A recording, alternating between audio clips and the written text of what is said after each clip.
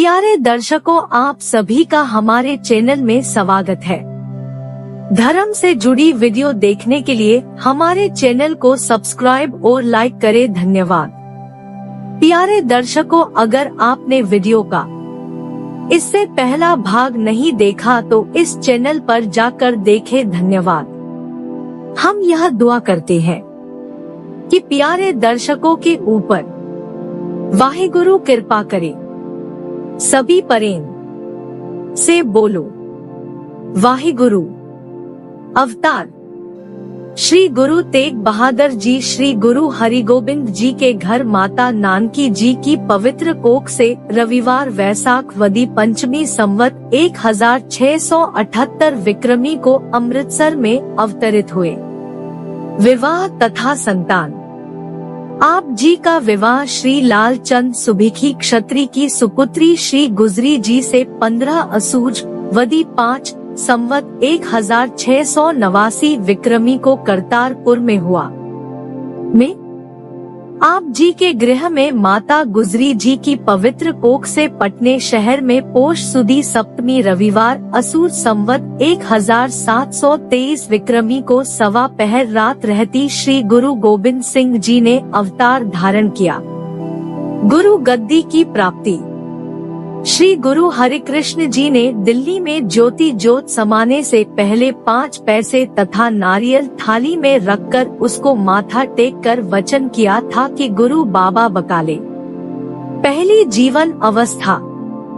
जब श्री गुरु हरि गोबिंद जी ने गुरुगद्दी अपने छोटे पौत्र श्री हरि राय जी को दे दी तथा आपने ज्योति ज्योत समाने का निर्णय कर लिया, तो माता नानकी जी ने आप जी को हाथ जोड़कर प्रार्थना की कि महाराज, मेरे पुत्र श्री तेग बहादुर की ओर आपने कोई ध्यान नहीं दिया। वह संत स्वरूप है, उनका निर्वाह किस तरह होगा।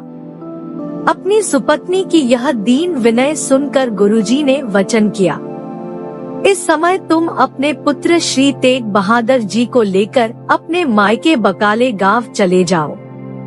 समय पर इन्हें को गुरुगद्दी भी प्राप्त हो जाएगी। गुरु जी का वचन मानकर माता नानकी जी श्री गुरु तेग बहादुर जी को लेकर मायके घर गांव बकाले आ गई। वहां आकर श्री गुरु तेग बहादुर जी अलग घर में बैठकर भजन स्मरण करते रहते और किसी भी काम काज की ओर कोई ध्यान न देते। इस तरह ही नामस्मरण की तप साधना में आप जी ने 21 से 22 साल व्यतीत किए। जब श्री गुरु हरि कृष्ण जी के गुरु बाबा बकाले को गुरुगद्दी दे दी का वचन सारे सिख सेवकों में प्रकट हो गया, तो आप जी कोष्ठ में समाधि लगाकर छुपकर बैठ गए। जब 15 दिन के पश्चात आप जी की समाधि खुली, तो माता जी ने कहा कि बेटा, आप संगत में प्रकट होकर दर्शन दो तथा उनकी मनोकामना पूरी करो। गुरुजी ने माता जी को इसका कोई उत्तर न दिया तथा अपनी लिव में ही लीन रहे। परंतु दूसरी तरफ धीरमल जी गुरुगद्दी लगाकर बकाले आकर बैठ गए कि बकाले वाला बाबा गुरु मैं ही हूँ। धीरमल ने अपने मसंद भी इस बात का प्रचार करने के लिए जगह नियत कर दिए। इनको देखकर और सोर भी यहाँ आकर डेरा लगाकर बैठ गए। यह आपाधापी देखकर सिख विस्मित से होने लगे। श्रद्धालु, आप जी ने गुरु प्रकट होना। मक्खन शाह लुभाना गांव टांडा जिला जहलम के रहने वाला देश विदेश में व्यापार का काम करता था। एक बार जब वह किसी विदेश से जहाज का माल लाद कर समुद्र के रास्ते देश को आ रहा था, तो समुद्र में तूफान आने के कारण जहाज एक रेतीली जिलहन में फंस गया।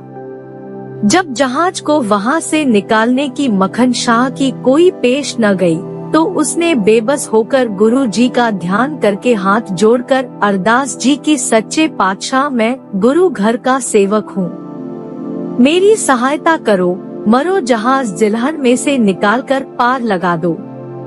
मैं 500 मोहरे आप जी को भेंट करूंगा।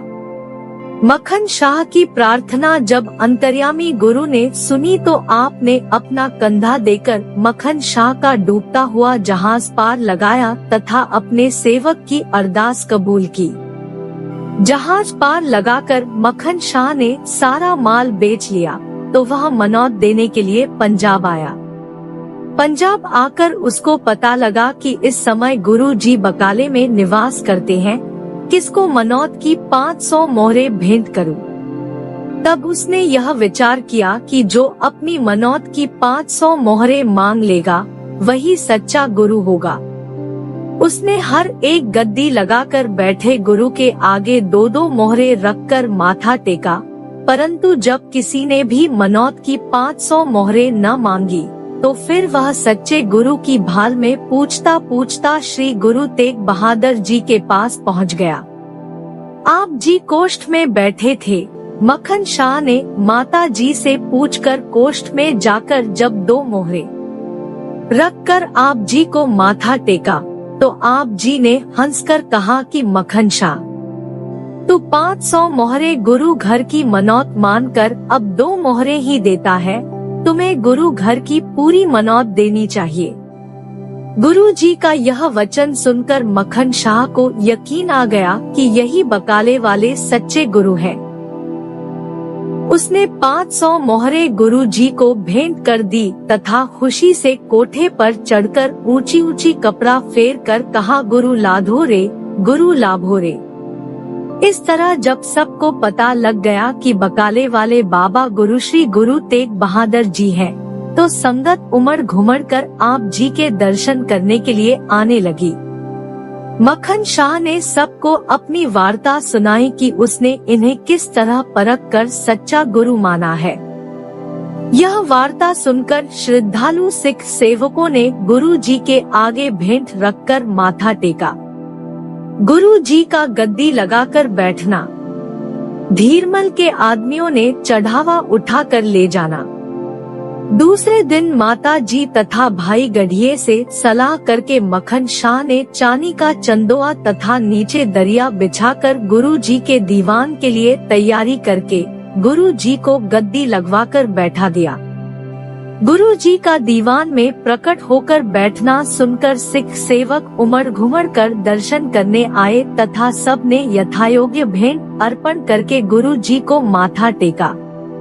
इस तरह संगत की आवाजाई तथा गुरु जी को भेंट अर्पण होती देखकर धीरमल ने अपने शीहे मसन से आदमी भेजकर गुरु जी का सारा चढ़ावा जो संगत ने भेंट अर्पण किया था उठवा लिया।